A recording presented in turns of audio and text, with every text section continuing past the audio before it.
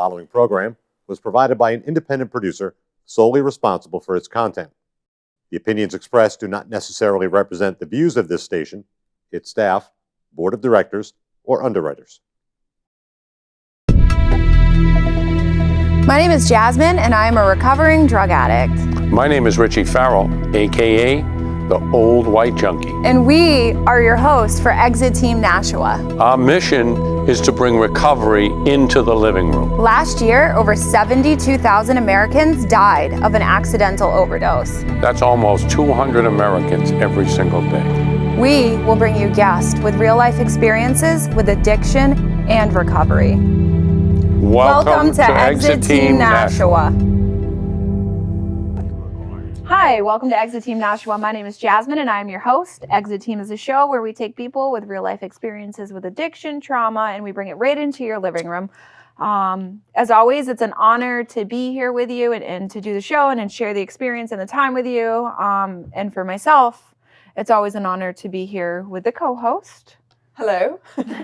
For those of you that don't follow us all the time and don't know all the members of Exit Team, Catherine, we call her Cat, is one of the co-hosts that is on the show periodically. She graces us with her presence, and we're honored to have her on the show tonight. Catherine. Thank you. It's an honor to have you. It's weird to have you say Catherine. I know. Kitty cat meow. Yeah. So qualify myself. Yeah, for the viewers that don't know much about you or have never seen you before, just let them know a little bit about yourself. What qualifies you to be here on Exit Team? So I have been in recovery for almost 4 years. I'm also a proponent for mental health, and so I was gonna do an accent, and I'm just not gonna do it anymore. Okay, that's we good. Appreciate that. Yeah. Okay. She's not laughing at mental health, I promise. And also, I'm against bullying. So. And I'm gonna make fun of her for this after the show. So Kat is a co-host who is here with us often, who also goes out on the road with me a lot on speaking commitments, and is just really active in advocacy. So it's always an honor to have you on the show. Thank you for being here with us tonight. Thank you. And so, dun, dun, dun, dun, Dan, drum roll for Danny, which is really cool because I love it when I have guests that I don't know. Mm-hmm. We both don't know. Yeah, and so I reached out to Dan Cotter. Shout out Dan Cotter, AO. Shout out Blueprint, AO. And I said, Dan, I need someone to come on the show. And literally within like 3 minutes, he texted me your name and number and said, Dan's waiting for you to text him. And Danny has been nothing but a pain in the ass since then. You told me I wasn't. But I also love Dan Cotter, and I'm kind of his yes guy. So if he tells me something, I take his suggestions for sure. Yeah, he's a good dude. He came to my work the other day and he brought a beautiful orchid. Yeah, no, he's a great dude. It was beautiful. And actually, while we're on the subject, I know that he brought it for someone for their birthday, and that was really kind of him. And I'm not upset about that, but I'm upset that I didn't get one and I want one. Just saying. It's always a makeup. There's a good chance he'll come, you know. Yeah. After he sees us, he'll be in. So what qualifies you to be on the show? I'm a drug addict. What? Hold on, did I read? Welcome. I'm an alcoholic too. Whoa. Just as bad, actually. Maybe worse of an alcoholic, but a longer drug addict. Do you suffer from mental illness as well? Not that I know of, but I'm pretty sure that I could be diagnosed if I was willing to go in somewhere. Yeah. Okay. All right. Fantastic. Cool. So, I read that you're from San Diego. Is that where you were born? Yeah, Escondido. It's a suburb of San Diego. Smaller town, but nice area. I only lived there until I was like 9 years old. So I've been in Milford area now, this area for. How did you end up all the way On the across East country? Coast. Yeah, my parents are both from Lowell, so they moved out there in the early 80s. I was born and then came back to be around family. So What was childhood like for you? childhood was good for me. I mean, I had both my parents were great. I did run into some childhood trauma, but it wasn't because of them. Like, they weren't alcoholic, they weren't addicts. They wanted the best for me and my brother. They did the best they could. Both hardworking people. It was just other people in Life my circumstances. life. Yeah, exactly. Okay. Mm-hmm. Yeah. So childhood trauma. You moved at the age of 9 out here. Was there like a disconnect at all that happened in your life, like being uprooted from your life at 9 to come out here? That really didn't bother me that didn't? much, to be honest. No, I was glad to be around family and stuff, and Your whole family's over here on the East Coast yeah, primarily. yep. Okay. I didn't 'cause- have any like actual relatives out there. I had like fake aunt and uncles who were like the best people in the world too. I still keep. Do you in still touch go to with. California? I haven't been in years. Oh. 2011. I've I never believe. been to California, but people tell me I haven't. And people tell me I have a West Coast should spirit, go. and I don't know what that means, but yeah. You do, yeah. Okay, you're cool. Very West Coast. Okay, I don't know what that means, but all right, cool. So, anyways, where were we? Moving here. Okay, so you're moving here, 9 years old, but that was fine. Everything was so. When did you like start experimenting? I'd actually, I mean, a point that I always have to make, like when I speak, and I don't like to speak in meetings, but asked in commitments, I always, will say yes. I started off as like a sober type of kid, like I was like sober Interesting. gang style. Yeah, I thought of it as like drugs and alcohol. I remember my dad talking about like certain, singers and bands like Kurt Cobain or Jim Morrison or like anyone just that abused drugs and went out too early and things like that. And it always had an impact on me, like, what a waste of talent, he would say, and stuff like that. Like, it's a shame that they died so young because of their addiction and stuff.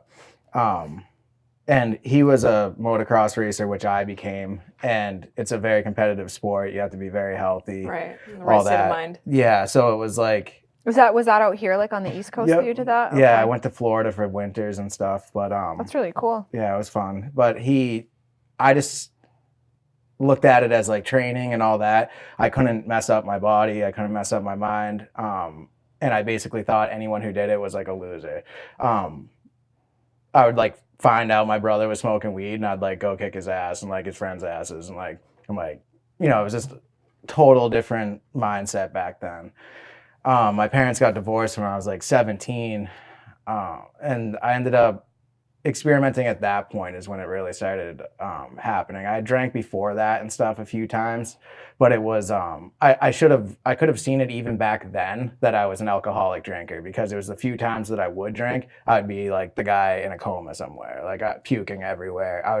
It was never like to get a buzz. It was like if I did drink, it was to the point of excess every time. Did you ever feel like hypocritical if you were in one of those blackouts and you're like, oh my God, I'm like Oh, the absolutely. person that I was gonna swore I say- wouldn't be. Yeah. Do you think that like absolutely. led to like, so I don't know, have you ever heard of dislocation theory? Yes. Like So- Pierce. Yeah, Yep. okay, all right. So Bruce Alexander and all of that. So Mhm. like I'm a firm believer in dislocation theory. And so like when you get like trapped in like a belief system, like drugs are bad, and then like you're drinking, like from someone like myself, because I do it all the time still in life, like especially like in my program, I get like trapped in like, well, I must do this. And then if I don't live up to those expectations, I then like shame myself and get disconnected Yeah. from my true Yeah. self. It's like you're creating a problem that necessarily wasn't even there in the first place. Right. That was there Just due to throughout. your mentality. So I was gonna say, throughout like- the addiction, it was like I always looked down on myself, and I hid it the best I could for years. Like, bought a house, had a business, had my kids, tried to take care of them the best I could, make it look good from the outside.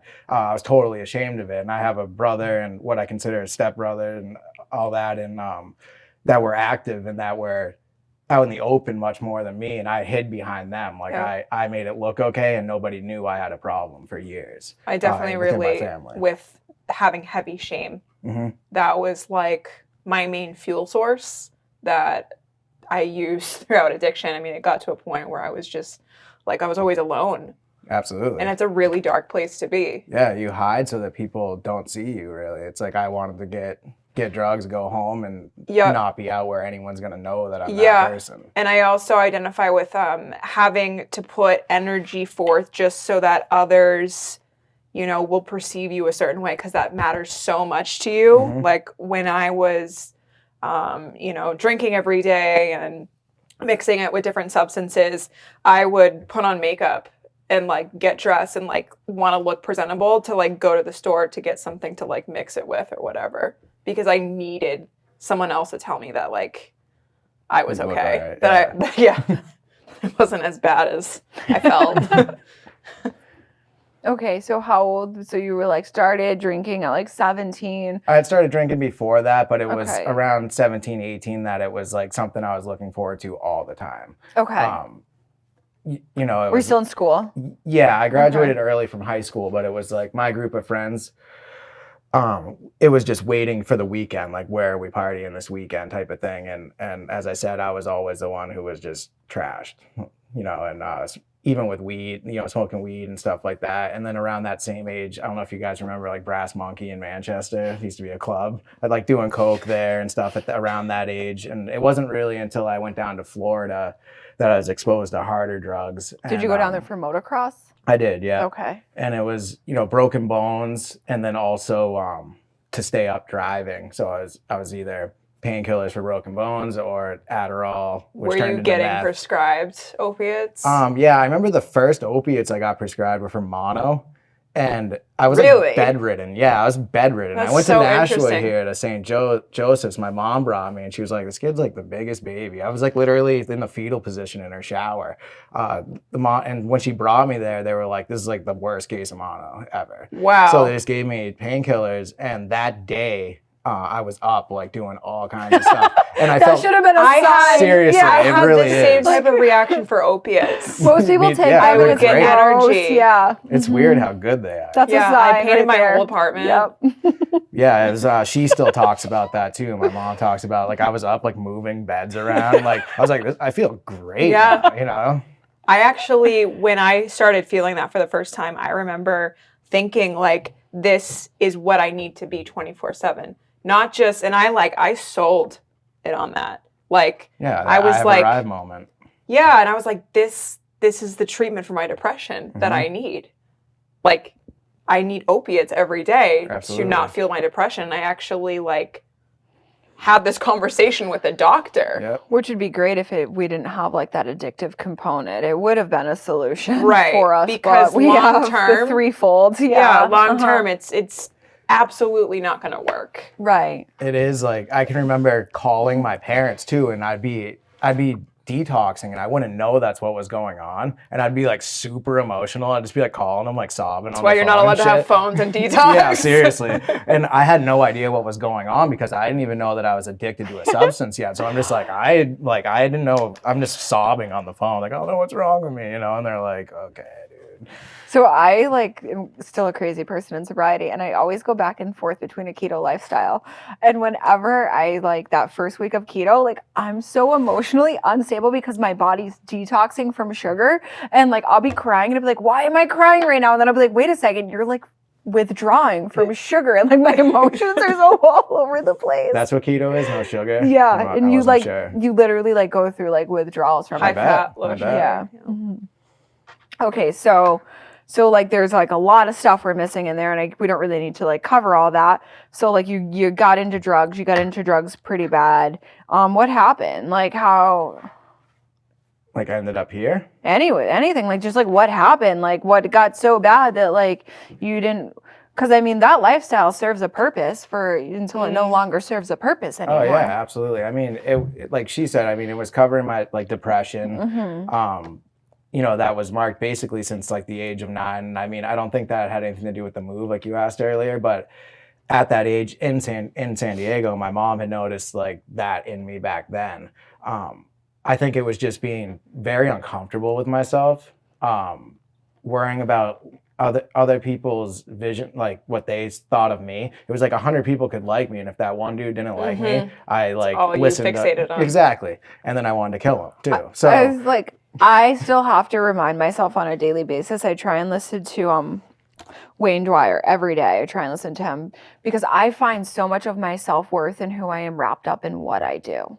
And that's not true. Like I'm a woman of God. I am perfectly worthy with or without a job. I'm perfectly worthy with or without a boyfriend. I'm perfectly worthy with or without a stable place to live. Like I am like, but I find myself so validated by all these outside things all the time that I have to constantly remind myself like, no, like actually you're a wonderful like being without that. You don't need that. I think that's what makes us addicts though, is we know those types of things, but it's from the work that we've done. Yeah. But before I didn't know any of that, and Well, I didn't even know knowing that it still. I didn't know that it kept me sick. You know what I mean? Mhm. And I was just about to say, like, how crazy it is that, like, all of this awareness that you just described about who you are and why you think the things that you think, it's like they're all products, at least for me, I'll speak for myself, from like working recovery, which is, you know, I like am consistently finding myself saying I feel like I'm in this corny place because I'm just at a place right now where like I'm really grateful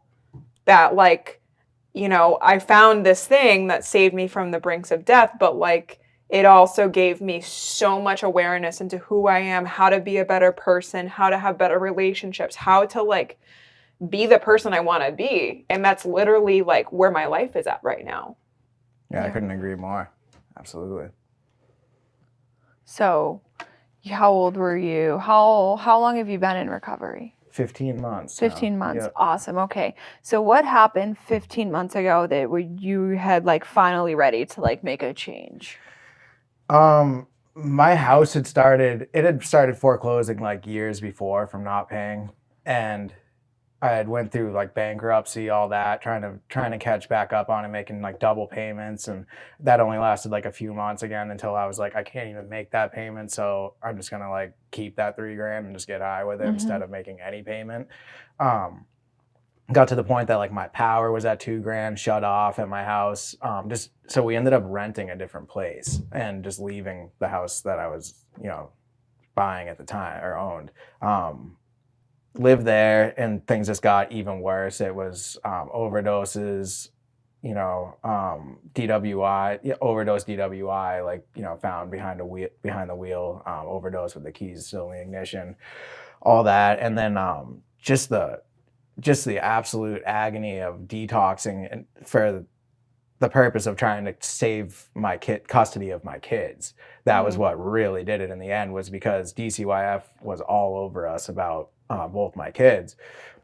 So they were drug testing us, and I didn't realize at the time, but my organs were like actually shutting down. And so I wasn't filtering correctly, and I didn't know that until I went to the detox center that I did, and they did my blood work. But I was going like 5-7 days full detox, like complete kibby out, and not being able to pass drug tests still with like absolutely nothing, like not, you know, nothing at all. And full stomach loads of stomach bile, like constantly from the bad liver and all that. So I just knew that I lost my kids. They were taken. They went to my mom's house and a children's home for my older son.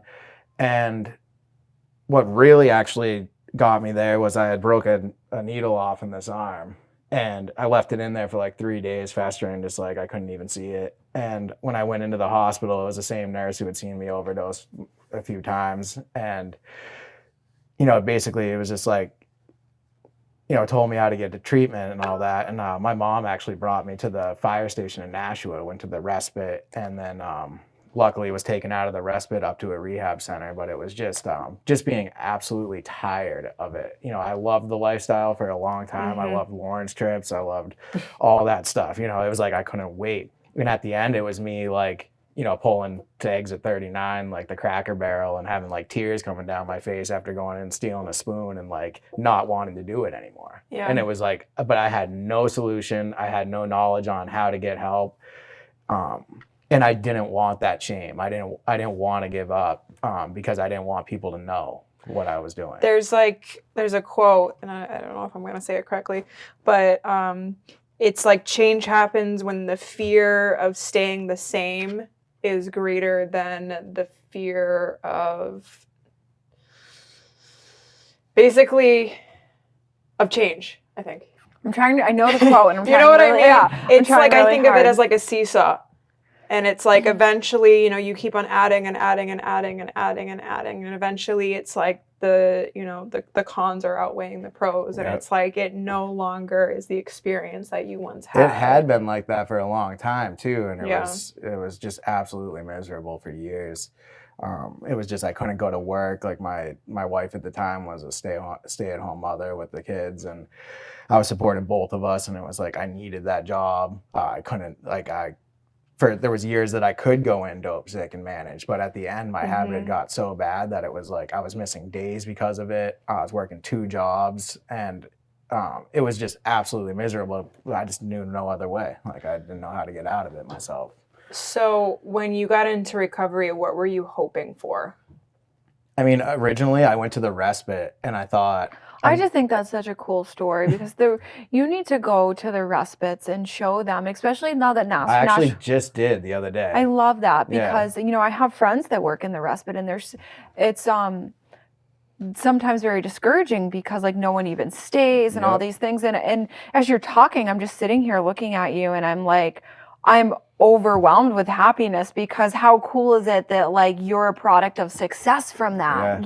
That's amazing. I got to thank the fire station literally last week because probably one of my best friends in this whole thing had relapsed, and so we couldn't get him in through Manchester, so we came to Nashua, and I thanked them I was like, I don't know if you guys remember me, which I don't even think it was the same firefighters, but they said, we don't ever hear that. Like we either see the same person keep coming back and it feels like we're not helping, or we'll just never see them again and wonder, are they gone or are they doing well? But they said that they very rarely get thanks, and so that was awesome to do. And then dropped him off some stuff at it's like a different building than I was in at the time. It's like actually a house now. Yeah, the respite on Van Buren. Yeah. So I dropped him off some stuff there, and the guy who came outside, I talked to him for a little bit and said, you basically saved my life. But my plan was to go there. I was like, 5-7 days, I'm going to be right back out and pick up, fix the problem with my house, get that back on track, be a great dad, husband at the time, all these things. And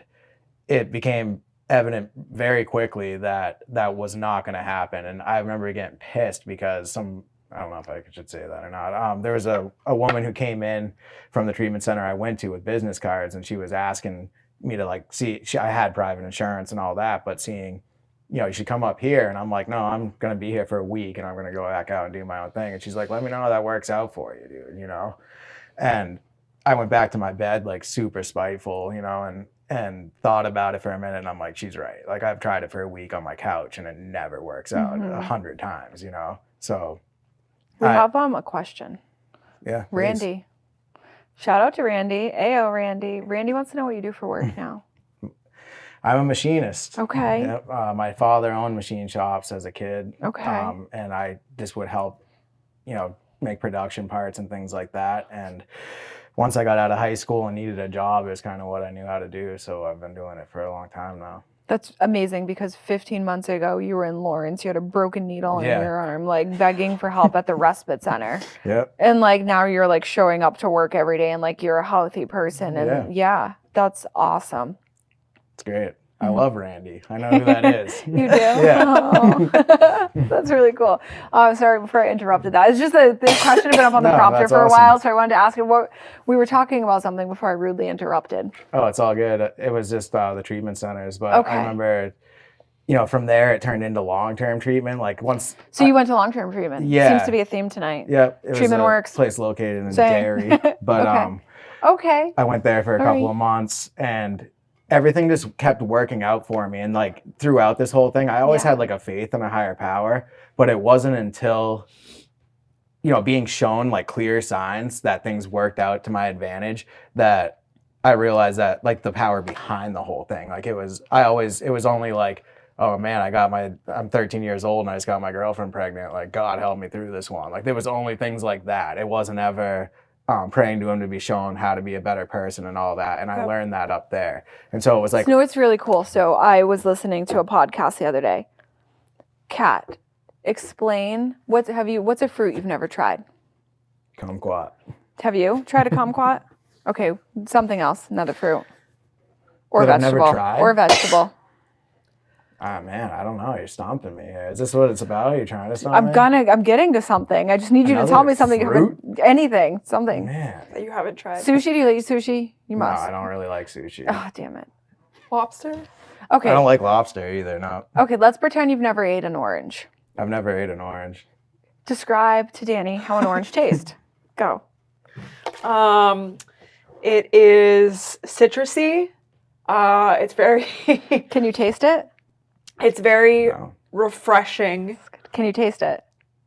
like Yeah. like No, Is that what you want me to lime, say? No. I don't know. lemon. It's kind of sweet. I don't like the white stuff in the oranges, like the. So she's trying to describe, but you can't taste it, right? No. you And have so in no this idea. podcast, they were like, you can like try and get someone to taste that, but they don't know. And they were like, that's like faith. Mhm. So I can tell you to have faith and I can tell you to have faith, but you don't know faith is real until you've experienced it yourself. Correct. And so like what we need to have is like these experiences. And I can like tell you that, well, have faith, it's going to work out. Well, you don't actually know that until you just do it. Mhm. And then all of a sudden everything works out. Yep. So like you didn't know what faith was, but you just did it. And now you have faith and everything worked out. Yeah. I always admired my grandparents because they were Catholics, but I don't think I ever heard them talk about it. I just knew that they went to church every week and that their life was something that I wanted. Like they were great role models in my life.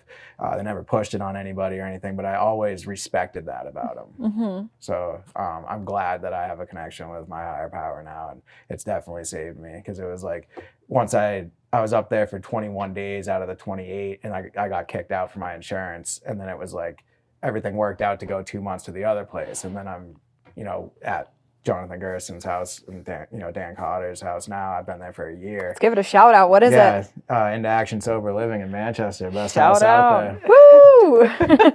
And if you want to know about Into Action Sober Living, Danny's information is right up on the screen. Check him out on Facebook.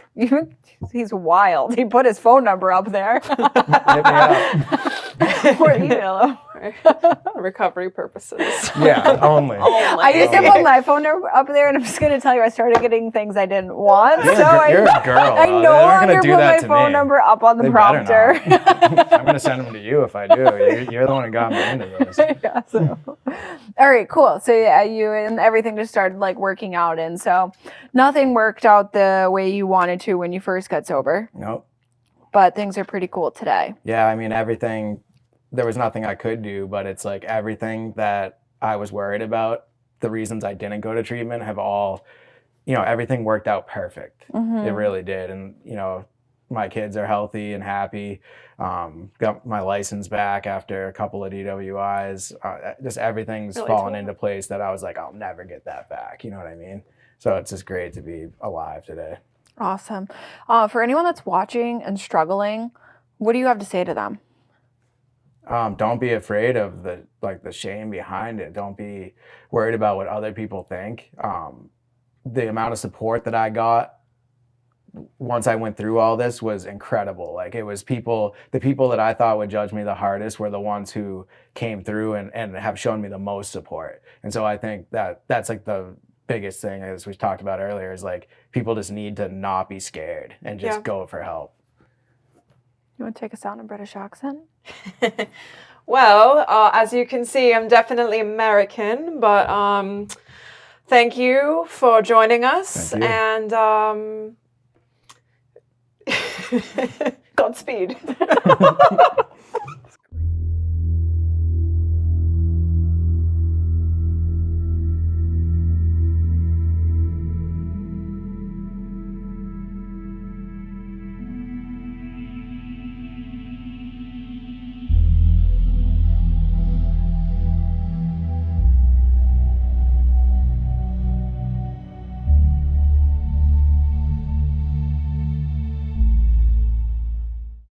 The preceding program was provided by an independent producer solely responsible for its content. The opinions expressed do not necessarily represent the views of this station, its staff, board of directors, or underwriters.